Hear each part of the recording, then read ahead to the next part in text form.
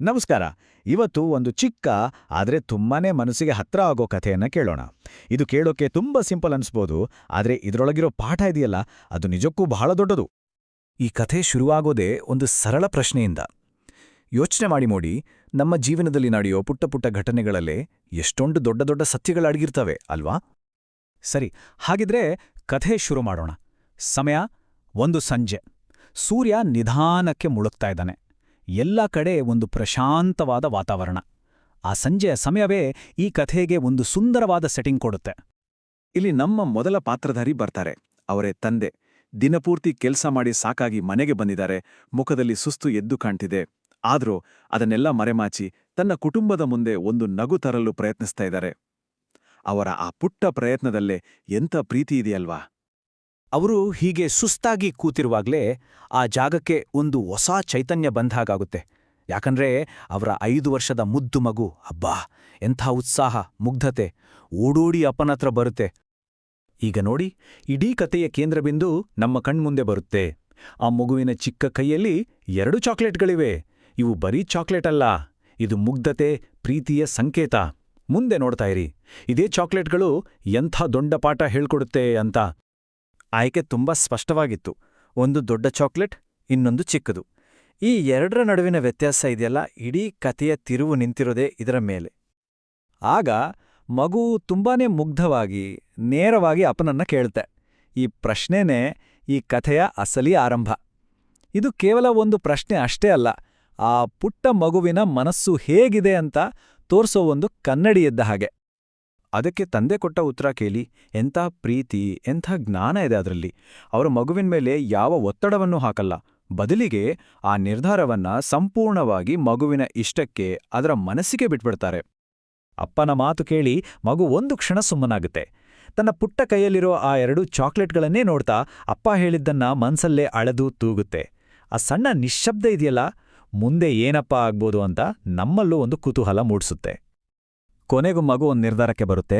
ಮೊದಲು ಆ ದೊಡ್ಡ ಚಾಕ್ಲೇಟನ್ನು ತನ್ನ ಕೈಯಲ್ಲೇ ಇಟ್ಕೊಳ್ಳುತ್ತೆ. ಇದನ್ನ ನೋಡಿದಾಗ ನಮ್ಮ ಕುತೂಹಲ ಇನ್ನಷ್ಟು ಜಾಸ್ತಿಯಾಗುತ್ತೆ. ಏನಪ್ಪಾ ಇದು, ಮಗು ಹೀಗೆ ಮಾಡ್ತಿದ್ಯಲ್ಲ ಅಂತ. ಆಮೇಲೆ ತನ್ನ ಕೈಯಲ್ಲಿದ್ದ ಚಿಕ್ಕ ಚಾಕ್ಲೇಟನ್ನು ಅಪ್ಪನಿಗೆ ಕೊಡುತ್ತೆ. ಒಂದು ಕ್ಷಣ ನೋಡಿದ್ರೆ ಇದೇನಿದು, ಮಗು ಸ್ವಾರ್ಥದಿಂದ ಹೀಗೆ ಮಾಡ್ತಾ ಇದೆಯಾ ಅಂತ ಅನ್ಸ್ಬೋದು. ತಂದೆಗೂ ಒಂದು ಕ್ಷಣ ಆಶ್ಚರ್ಯ ಆಗುತ್ತೆ.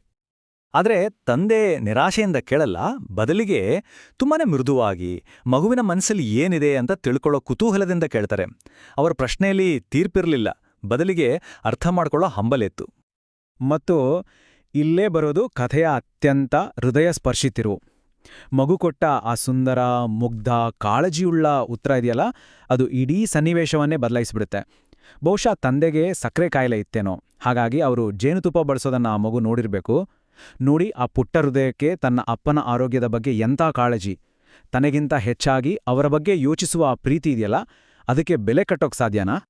ಮಗುವಿನ ಈ ಮಾತು ಕೇಳಿ ತಂದೆಯ ಹೃದಯ ತುಂಬಿ ಬರುತ್ತೆ.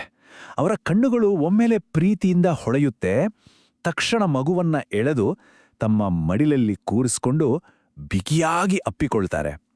ಆ ಒಂದು ಕ್ಷಣದಲ್ಲಿ ಮಾತಿಗಿಂತ ಮೌನವೇ ಎಲ್ಲವನ್ನೂ ಹೇಳ್ಬಿಡುತ್ತೆ. ಆಗ ತಂದೆ ಆ ಕ್ಷಣದಲ್ಲೇ ತಾನು ಕಲಿತ ಮೊದಲ ದೊಡ್ಡ ಪಾಠವನ್ನ ಮಗುವಿಗೆ ಹೇಳ್ತಾರೆ. ಜ್ಞಾನ ಅನ್ನೋದಕ್ಕೆ, ಬುದ್ಧಿವಂತಿಕೆ ಅನ್ನೋದಕ್ಕೆ ವಯಸ್ಸಿನ ಮಿತಿ ಇಲ್ಲ ಅನ್ನೋದನ್ನ ಆ ಪುಟ್ಟ ಘಟನೆ ಅವರಿಗೆ ಮನವರಿಕೆ ಮಾಡಿಕೊಟ್ಟಿತ್ತು. ಅಷ್ಟೇ ಅಲ್ಲ, ಪ್ರೀತಿಯ ಬಗ್ಗೆ ಇನ್ನೊಂದು ಅಷ್ಟೇ ಮುಖ್ಯವಾದ ಪಾಠವನ್ನು ಅವ್ರು ಹೇಳ್ತಾರೆ. ಪ್ರೀತಿ ಅಂದ್ರೆ ಬರೀ ಹಂಚ್ಕೊಳ್ಳೋದು, ತ್ಯಾಗ ಮಾಡೋದು ಅಷ್ಟೇ ಅಲ್ಲ, ಬದಲಿಗೆ ಎದುರಿಗಿರೋರ ನಗು ಕೂಡ ಅಷ್ಟೇ ಮುಖ್ಯ ಅನ್ನೋದನ್ನ ಆ ಮಾತು ಸುಂದರವಾಗಿ ಹೇಳುತ್ತೆ. ಇದು ನಿಜಕ್ಕೂ ಹೃದಯ ತುಂಬಿ ಬಂದ ಒಂದು ಕ್ಷಣ. ಇದು ಬರೀ ಒಂದು ಕ್ಷಣ ಅಲ್ಲ, ಬದಲಿಗೆ ಆ ತಂದೆ ಮತ್ತು ಮಗುವಿನ ನಡುವಿನ ಮೌನ ಸಂಭಾಷಣೆ, ಒಬ್ರನ್ನೊಬ್ಬರು ಅರ್ಥ ಮಾಡ್ಕೊಂಡ ರೀತಿ, ಆ ಶುದ್ಧವಾದ ಪ್ರೀತಿಯ ಭಾವನೆ ಎಲ್ಲವನ್ನೂ ಅದ್ಭುತವಾಗಿ ಹಿಡಿದಿಡುತ್ತೆ. ಕೊನೆಗೆ ಈ ಕಥೆ ನಮ್ಮೆಲ್ಲರನ್ನೂ ಒಂದು ಪ್ರಶ್ನೆಯೊಂದಿಗೆ ಚಿಂತನೆಗೆ ಹಚ್ಚುತ್ತೆ. ನಾವು ಪ್ರೀತಿಯನ್ನ ಅಳೆಯೋದು ಹೇಗೆ? ದೊಡ್ಡ ದೊಡ್ಡ ಉಡುಗೊರೆಗಳಿಂದನಾ, ದೊಡ್ಡ ದೊಡ್ಡ ಮಾತುಗಳಿಂದನಾ, ಅಥವಾ ಈ ಕಥೆಯಲ್ಲಿ ನೋಡಿದ ಹಾಗೆ ಚಿಕ್ಕ ಚಿಕ್ಕ ಕಾಳಜಿಯ ಕ್ಷಣಗಳಿಂದನಾ? ಯೋಚನೆ ಮಾಡಿ.